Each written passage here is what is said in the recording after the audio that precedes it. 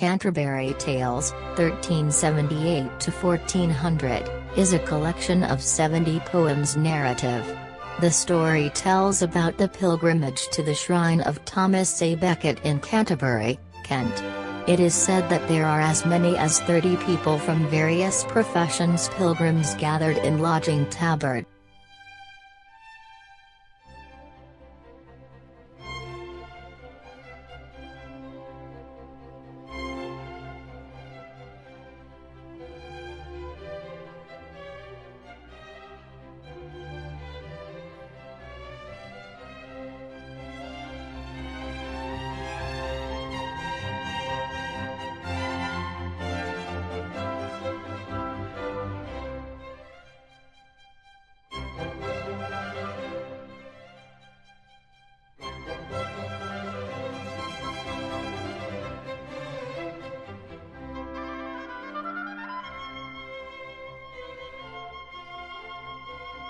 Geoffrey Chaucer, 1340 to 1400.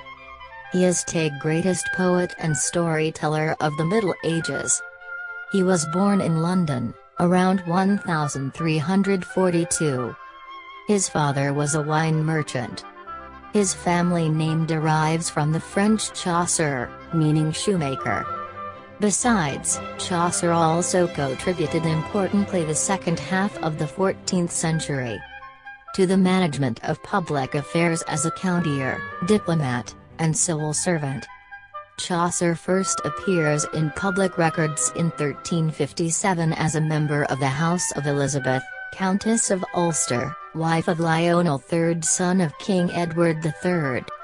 2 years later, Chaucer served in the army under Edward III and was captured during an unsuccessful offensive at Rheims, although he was later ransomed. Then, he became page again, in household of John of Gaunt, Duke of Lancaster. In 1392 he was sent on diplomatic mission in Genoa, Italy. His work has influenced all to come after him.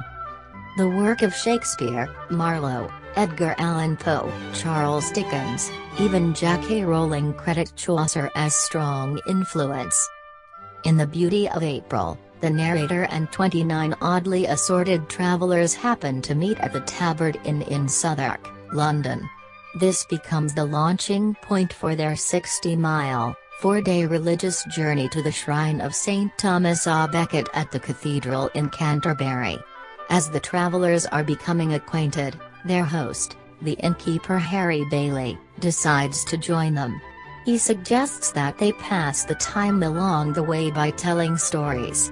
Each pilgrim is to tell 4 stories, 2 on the way to Canterbury, and 2 on the return trip.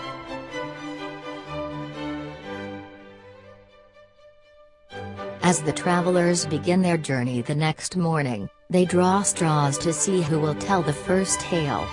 The night begins the storytelling with a long romantic epic about 2 brave young knights who both fall in love with the same woman and who spend years attempting to win her love. When the host invites the monk to tell a story to match the knights, the miller, who is drunk, becomes so rude and insistent that he be allowed to go next that the host allows it.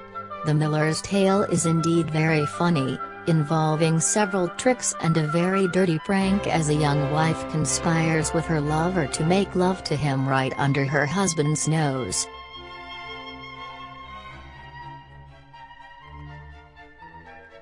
The miller's fablio upsets the reeve because it involves an aging carpenter being cuckolded by his young wife, and the reeve himself is aging and was formerly a carpenter. Insulted by the miller, the reeve retaliates with a tale about a miller who is made a fool of in very much the same manner as the carpenter in the preceding rendition.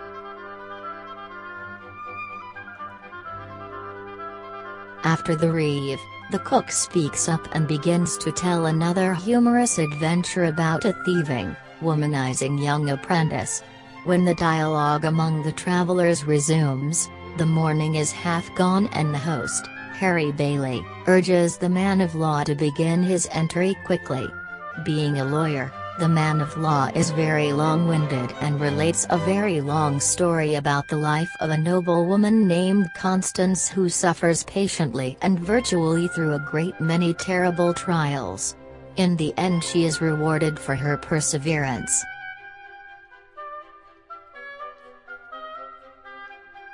The man of law's recital, though lengthy, has pleased the other pilgrims very much. Harry Bailey then called upon the parson to tell a similar tale of goodness. Indeed, his story involves a lovely wife who cuckolds her husband to get money for a new dress and gets away with the whole affair.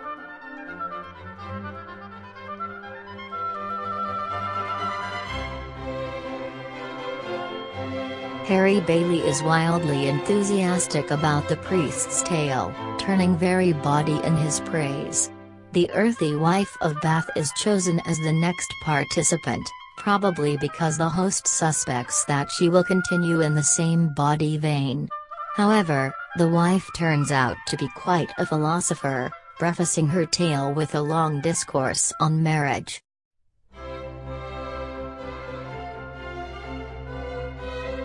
Hoping for something more uplifting next, the host gives the cleric his chance.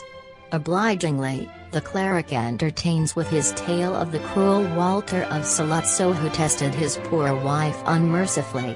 When the merchant has finished, Harry Bailey again interjects complaints about his own domineering wife, but then requests a love story of the squire.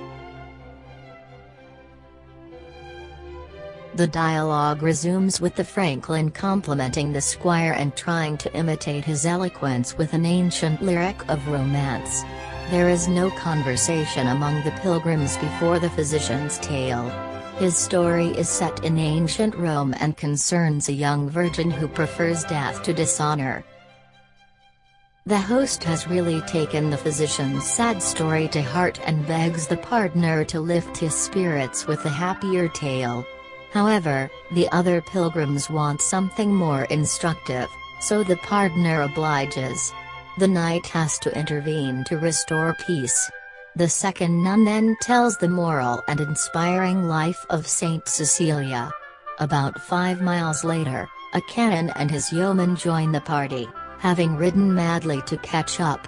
When the canon's yeoman reveals their underhanded business, the canon rides off in a fit of anger, and the canon's yeoman relates a tale about a cheating alchemist, really a disclosure about the canon. It is late afternoon by the time the yeoman finishes and the cook has become so drunk that he falls off his horse.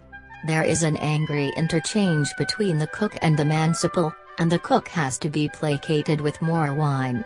The manciple then tells his story, which is based on an ancient myth and explains why the crow is black.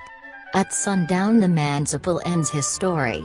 The host suggests that the parson conclude the day of tale-telling with a fable. However, the parson preaches a 2-hour sermon on penitence instead. The Canterbury tales end here.